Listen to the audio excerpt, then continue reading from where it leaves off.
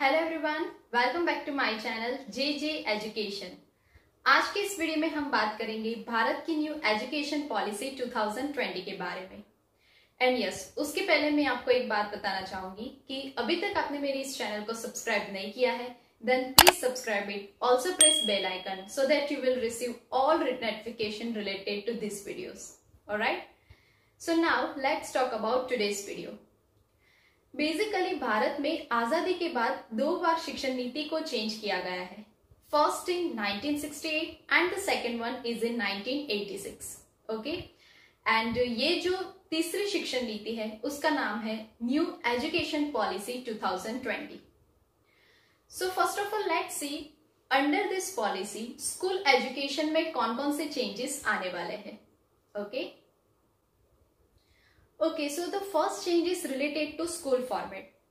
भारत में पहले शिक्षा की नीति 10+2 के फॉर्मेट में फॉलो की जाती थी।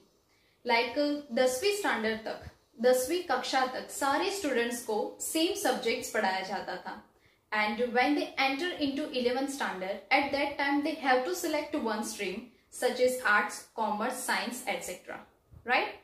लेकिन अब ये जो पैटर्न है वो 5+3+3+4 के फॉर्मेट में कन्वर्ट की गई है। लाइक इस पिलर को देख के you can able to visualize that पहले 10वीं कक्षा तक सारे स्टूडेंट्स को सेम सब्जेक्ट्स पढ़ना होता था, and then after in the 11th and 12th they have to select one stream. लेकिन अब ये जो नई पैटर्न है वो कुछ इस तरीके से है कि पहले 5 साल foundation schooling, then next 3 preparatory school, next 3 middle school, and the last 4 years are known as secondary schooling. Alright? Now we will discuss about separate stages, like किस stage में किस type की पढ़ाई होगी. So in that the first one is foundation stage, which includes 5 years, 3 years of pre-primary and 2 years of first standard and second standard. से पहले क्या होता था कि ये जो गवर्नमेंट स्कूल्स है उसमें ये 3 साल का जो प्री प्राइमरी स्टेज है वो इंक्लूड नहीं होता था। लाइक वहां से फर्स्ट स्टैंडर्ड से ही शिक्षा प्राप्त की जाती थी। एंड अगर आपने प्राइवेट स्कूल से एजुकेशन लिया होगा तो आपने किंडरगार्टन, देन नर्सरी, ये सब कुछ किया होगा, राइट। लेकिन अब ऐसा कुछ नहीं है। गवर्नमेंट एंड प्राइवेट दोनों स्कूलों में ये 5 इयर्स का एजुकेशन स्टूडेंट्स को दिया जाएगा। एंड इस दौरान बच्चों का ये जो पहले जैसा किताबों का बोझ था वो भी नहीं दिया जाएगा। सो इट मीन्स ज्यादातर फोकस खेलकूद एंड प्रैक्टिकल स्किल्स में ही होगा। Now the second stage is preparatory stage, which includes 3 years from standard 3 to standard 5। And इस दौरान बच्चों को अपना ब्राइट फ्यूचर कैसे क्रिएट करते हैं उसके बारे में सिखाया जाएगा। Then the third one is middle stage, which also includes 3 years from standard 6 to standard 8। जब भी कोई स्टूडेंट 6ठी कक्षा तक पहुंचता है सो उस टाइम पे स्टूडेंट्स को कंप्यूटर एंड कोडिंग के रिलेटेड भी सिखाया जाएगा। एंड 6ठी कक्षा में स्टूडेंट्स को इंटर्नशिप का भी मौका मिलेगा।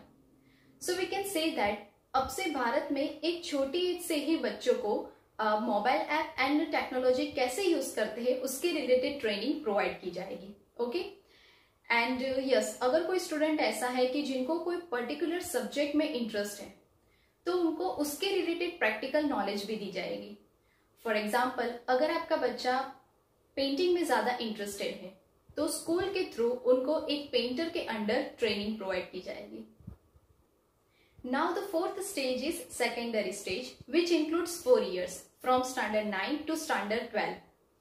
एक महत्वपूर्ण बात इस स्टेज के अंदर ये है कि अब से स्ट्रीम सिस्टम को खत्म कर दिया गया है।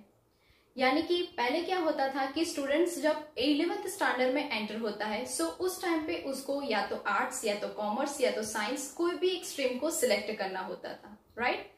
लेकिन अब अगर कोई आर्ट्स का स्टूडेंट चाहे तो वो फिजिक्स भी पढ़ सकता है, या तो कोई आर्ट्स का स्टूडेंट बायोलॉजी पढ़ना चाहता है तो वो भी पढ़ सकता है, राइट। लेकिन उसके रिलेटेड एक पुल क्रिएट किया जाएगा एंड उस पुल में मेंशन होना चाहिए कि आर्ट्स का स्टूडेंट फिजिक्स पढ़ सकता है, then and then the students can choose it this option, alright.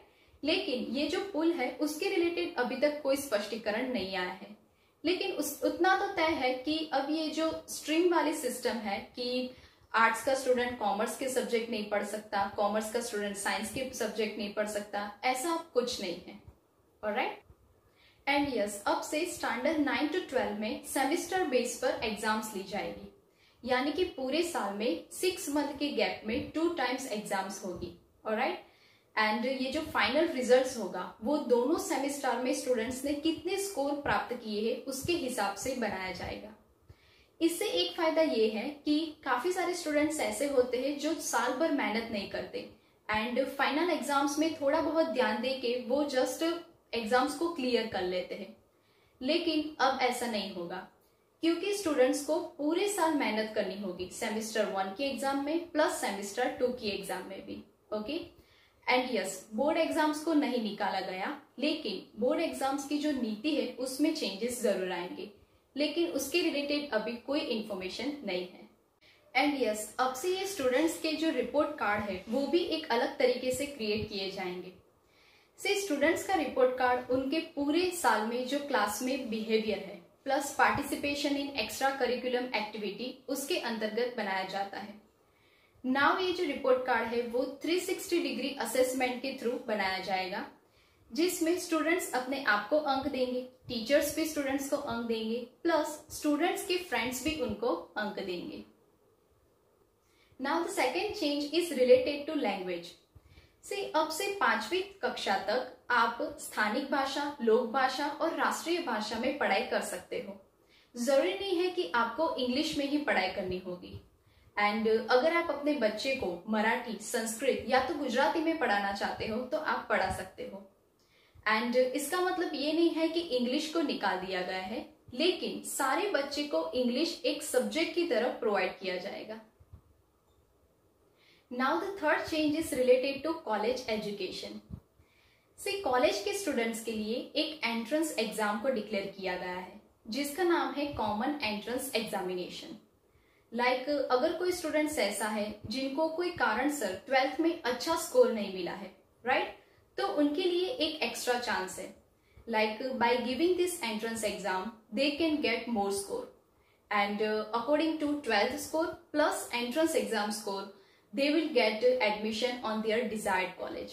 Alright? And yes, ये जो ग्रेजुएशन का 3 years का प्रोग्राम था उसको अब 4 years कर दिया गया है। लाइक पहले क्या होता था कि अगर आप बीच में से ही कॉलेज की पढ़ाई को छोड़ देते हो तो आपको डिग्री हासिल नहीं होती थी, राइट? लेकिन अब ऐसा कुछ नहीं है। अगर आपने कॉलेज का फर्स्ट ईयर कंप्लीट कर दिया है तो आपको एक सर्टिफिकेट मिला जाएगा एंड ये सर्टिफिकेट कोर्स के तहत माना जाएगा। देन अगर आपने सेकेंड ईयर कंप्लीट कर दिया है तो उसको डिप्लोमा बोला जाएगा। अगर आपने 3 years कंप्लीट कर दिए हैं तो आपको डिग्री दी जाएगी। And yes, if you have completed 4 years then you will receive degree plus research certificate. ये जो रिसर्च सर्टिफिकेट है वो उन स्टूडेंट्स के लिए यूजफुल होगा जिन्होंने कॉलेज के दौरान कोई प्रोजेक्ट पर काम किया होगा। ऑलराइट? एंड यस, ये जो 4 साल का ड्यूरेशन है कॉलेज का, उसमें कॉलेज के स्टूडेंट्स स्कूल के स्टूडेंट्स की तरह अपने इंटरेस्ट एरिया के सब्जेक्ट में पढ़ाई कर सकते हैं।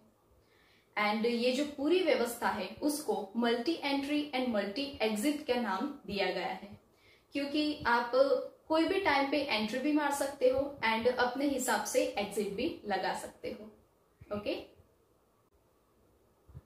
Now the last information is government ने एक academic bank of credit create किया है। लाइक अगर कोई स्टूडेंट ऐसा है कि जो एक साथ 2 कोर्स को करना चाहता है देन ही और she can do it. And आप जिस कोर्स को जहां तक खत्म करते हो उस कोर्स के अंक को ये क्रेडिट बैंक में जमा कर दिया जाएगा। ओके। एंड अगर कोई स्टूडेंट ऐसा है जो फाइनल डिग्री तक पहुंच गया है कोई दूसरे कोर्स में, तो उनके क्रेडिट को भी इसके साथ ऐड कर दिया जाएगा। ऑलराइट? एंड ये जो पूरी व्यवस्था है वो पूरी तरीके से ऑनलाइन मोड पर होगी, डिजिटल होगी। सो कुल मिला के हम ये कह सकते हैं कि अब से भारत के जो बच्चे हैं उनका विकास बहुत अच्छी तरीके से होने वाला है एंड वो अपने स्किल्स एंड अपने टैलेंट से अपने भारत देश को एक आविष्कार बनाएंगे। Right? Okay guys, so here I am done with my today's video. Hope मेरे आज का वीडियो आपके लिए बहुत ही हेल्पफुल साबित हो एंड ऐसे ही और वीडियो देखने के लिए प्लीज मेरी चैनल को सब्सक्राइब करना मत भूलना। So thank you so much guys for watching, and yes, please share this video as possible as you can. See you in my next video. Till goodbye. Keep learning, keep educating yourself. Thank you.